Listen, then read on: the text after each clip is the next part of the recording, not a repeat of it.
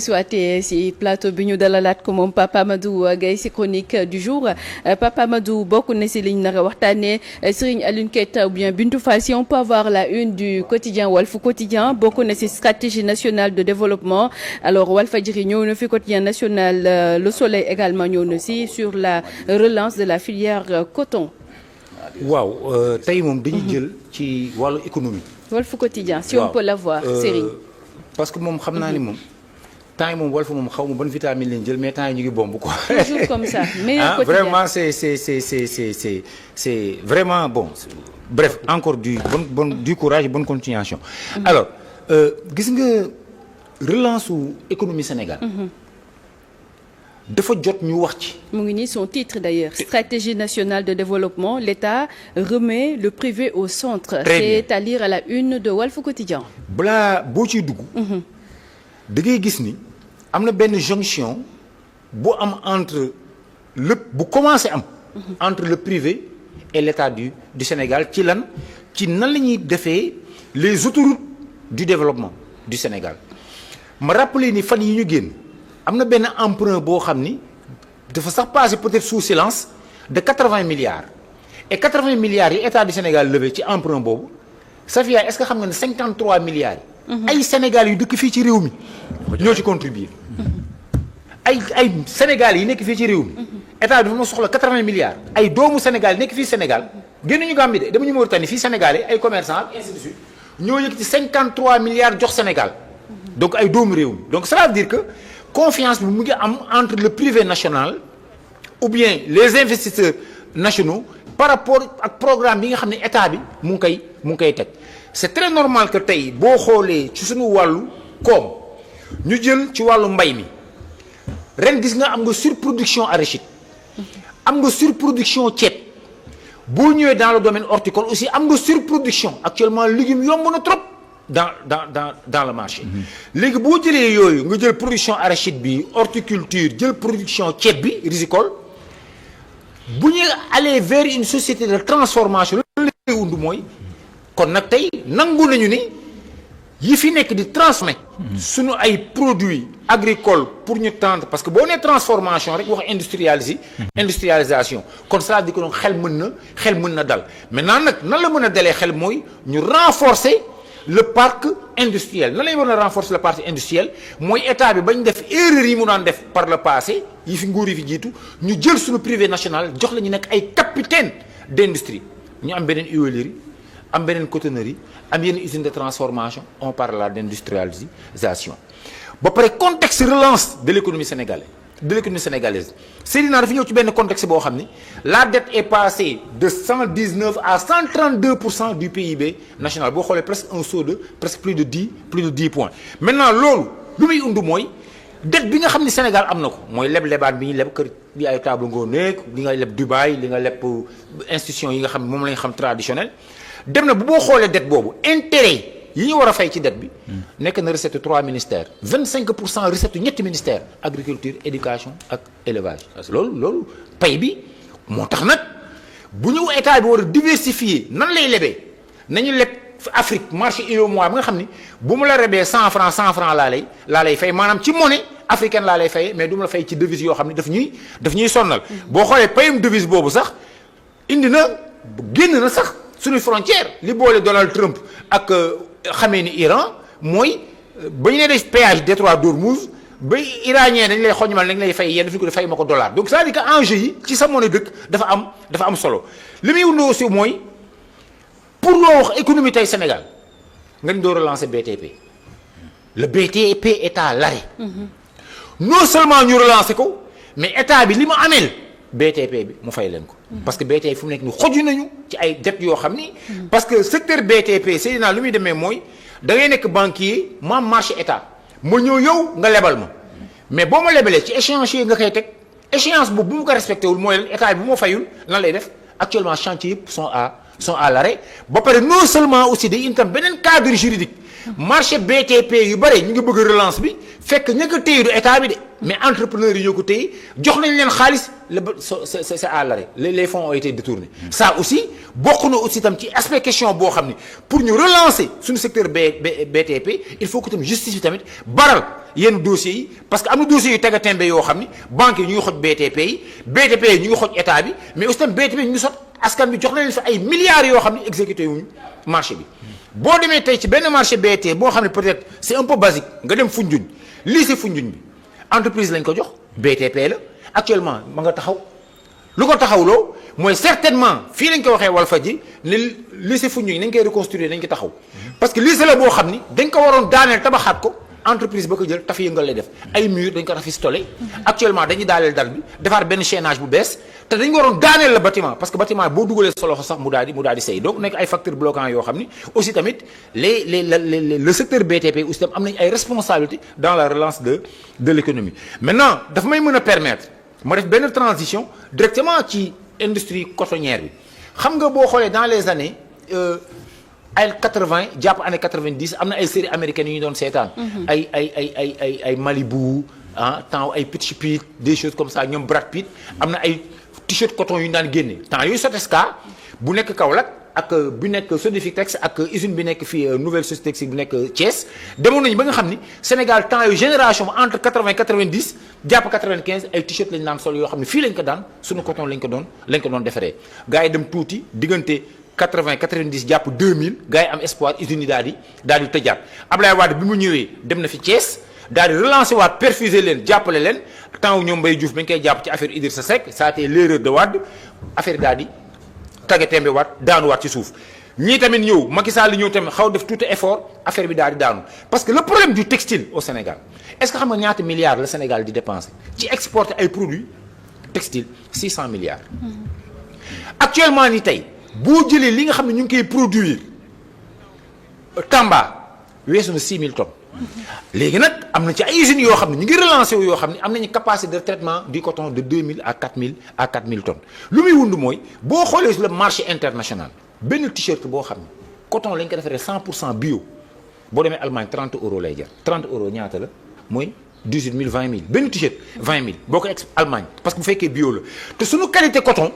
nekk na qualité coton boo xam ni mais on a l'un des meilleurs cotons au monde mais malheureusement dañ koy exporter transformé wu ko en tissu moo tax il est important boo jëlee domaine boobu ci wàllu industrie coton nga jël wàllu gerte jël wàllu ceeb jël wàllu légumes yooyu yëpp buñ ko boolee dooleel suñu privé mën nañu relancer l'économie sénégalaise ba ci DER bi nga xam ni benn structure de financement la boo xam ne mën na relancer le secteur informel ak le secteur du PME xoolaat yenn approche de financement yi ba nga xam ne daañu mën a faciliter l'acquisition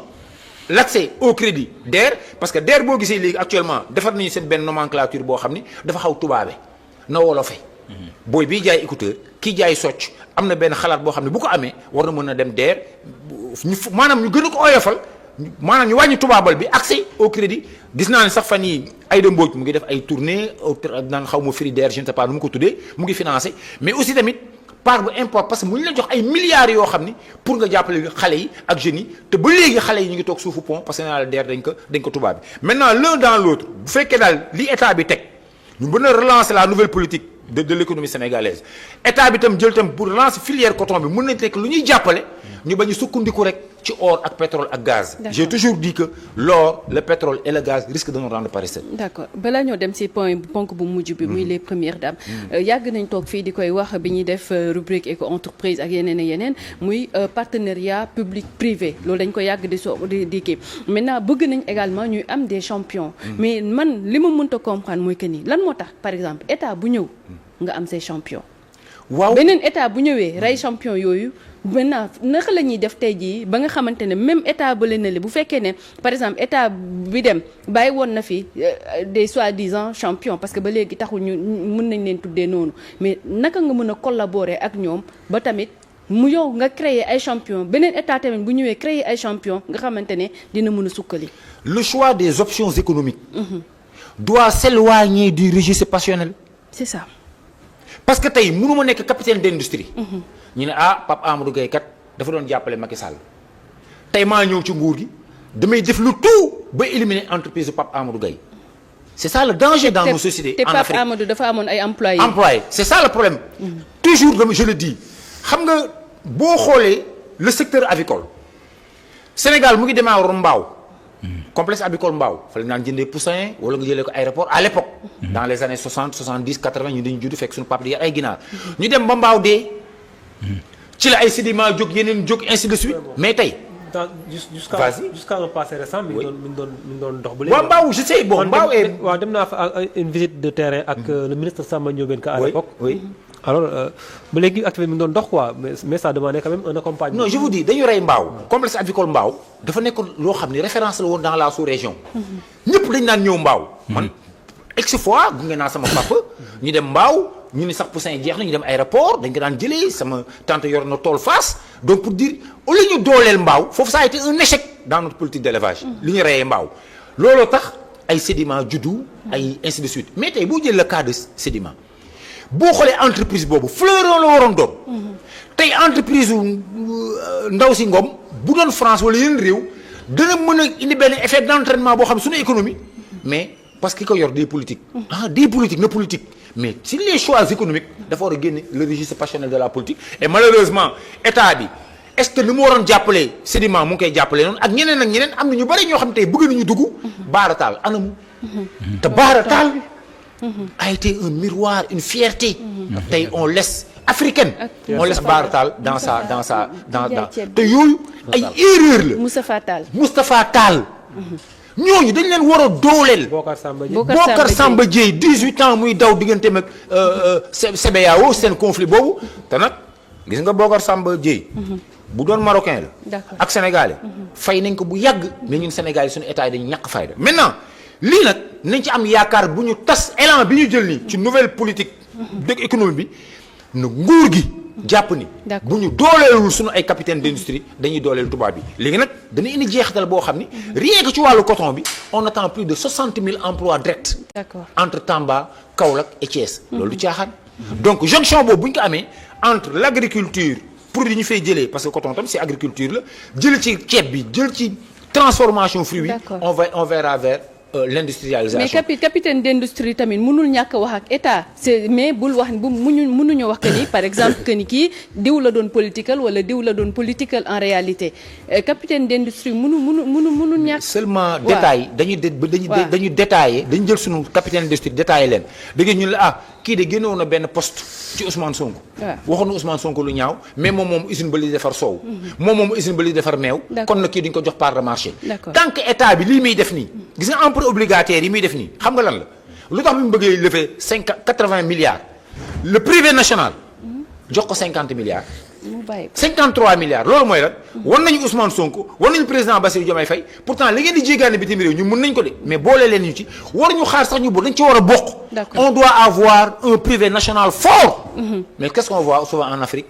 les entreprises étrangères la ñuy jël teg leen suñu entreprise nationale lan lay wund tubaab bi il transfère des bénéfices du Sénégal vers leur pays d'origine bàyyi ñu ñuy gën a appauvrir au moment où bu ñu jàppaloon suñu capitaine d'industrie Sénégal weesu na fi. waroon nañoo wax ci première dame mais dafa mel ni waxtu bi xoj nañu. waaw waxtu xoj nañu bon nañu bàyyi ba première dame yi. mu nekk beneen édition rek. incha allah affaire fondation yi. d'accord ba crainte bi rek mooy comme lay wax toujours rek na nekk fondation bañ nekk fondation jàppale sama jëkkër. jàppale sa jëkkër tamit baax na. aayul mais bon gis nañ fi fondation Servir le Sénégal finalement gis nañ fii télé particulièrement Walfadjri L200 fondation Servir le Sénégal ci la marron du fay duggoon di tëcc manifestant Pastef yi. gis nañ fi tamit fondation Elisabeth Diouf nga xamante ne. solidarité partage gis nañ ko fi. parce que cet li mooy suñu président yi am yëpp Senghor jabaru tubaab la amoon Abdou Diouf jabaru tubaab Abdoulaye Wade jabaru tubaab. ñu soog a am Marème Faye Sall mu nekk jabaru réew mi. commencé woon def lu baax. mais finalement fondation Servir le Sénégal fi mu mujj mooy fondation. en tout cas hôpital Elisabeth Diouf yu bëri nañ ci Sénégal yëpp mu ngi dox ba léegi sama doom yëpp mu ngi dox ba léegi sama doom yëpp fondation Elisabeth Diouf parce que sama doom yëpp ma ngoof lañu juddoo ba léegi fondation baa ngi marché xam boobu du fondation wooyu mais gis nañ fondation boo xam ne fondation wooyu la mujj dinañ ko leeral ci kanam alors ñu lay sant di lay jaajëf Papa Amadou waaw di la wax ne c'est toujours un plaisir waaw yow moom macha allah laf cat c'est tenu de plateau Seydina moom c'est un patrimoine journalistique que nous devons préserver donc yàlla baax na on y va jégal nañ ko yow kenn gënu la alors 50 tamit ñu koy sant baax di ko gërëm code noonu Seydina ci coordination bi ñëpp ñi si jàppoon ñoom Bintou Fall tonton dégg naa tonton Pierre maa ngi koy nuyu bu baax waaye Serigne Alioune Keita également ak Louis Joseph Faye Pia ñu ngi leen di nuyu bu baax a baax nag di leen di jox dig daje ëllëg si seen beneen numéro. Ils sont terribles.